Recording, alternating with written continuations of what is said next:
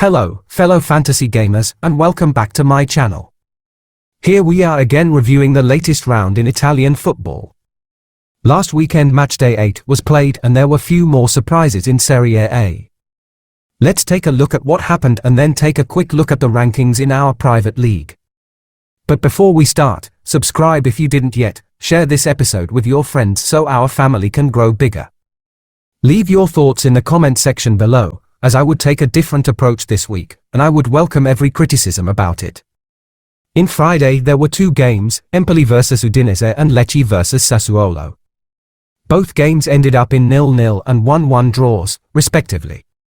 I was expecting more from Udinese in this game, but Empoli was determined not to lose, and had few chances on their own. In the other game Lecce got their first point after losing 2 games in a row. Domenico Berardi scored again, this time from the penalty spot, collecting 8 points. The 3 best teams in Italy played in Saturday, and we witnessed the first surprise for this round. After the flying start of the game and scoring 2 fast goals, Inter failed to secure the victory at home and allowed Bologna to equalize and take the point. After that was time for the derby of Turin, where Juventus didn't have any problems against Torino, even without Chiesa and Dusan Vlahovic, winning with 2-0.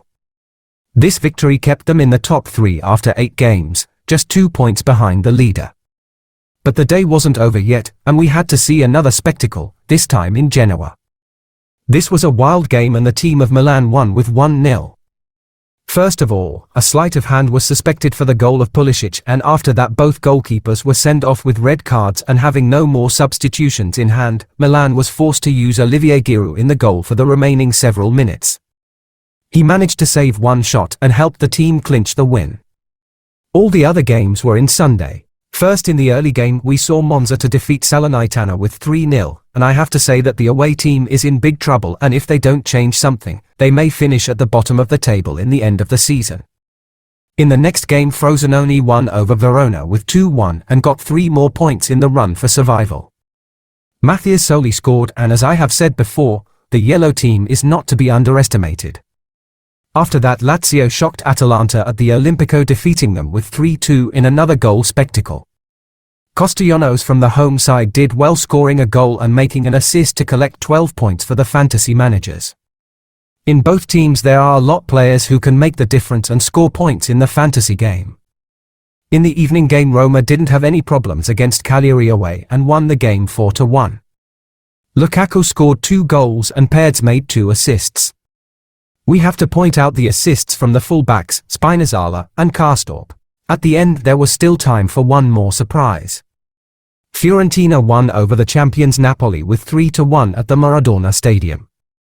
Bonaventura and Nico Gonzalez scored goals as they are in very good form, standing on top of the point ranking in the fantasy game.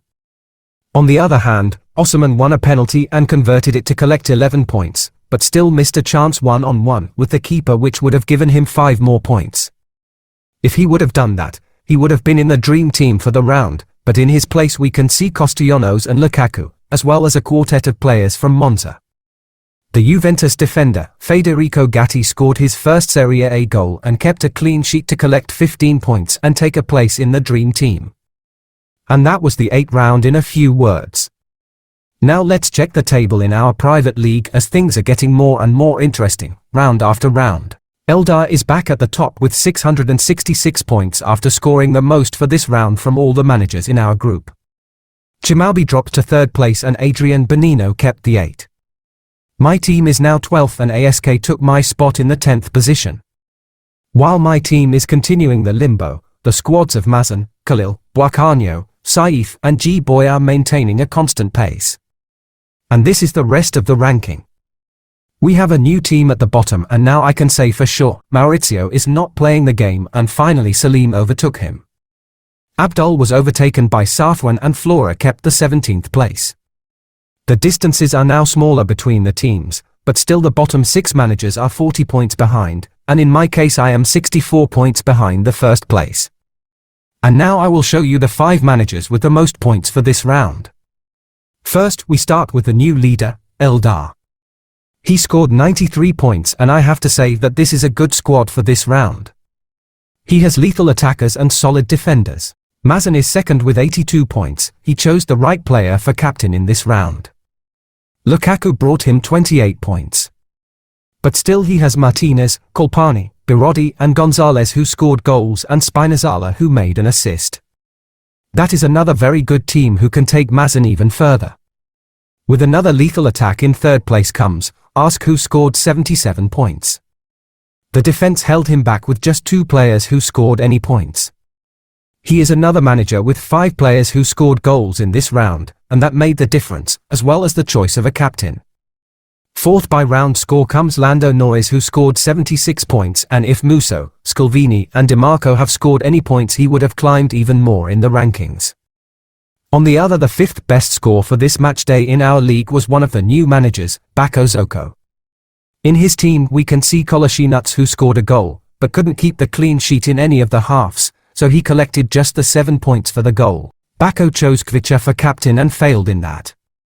This time the Georgian didn't have any attacking contribution.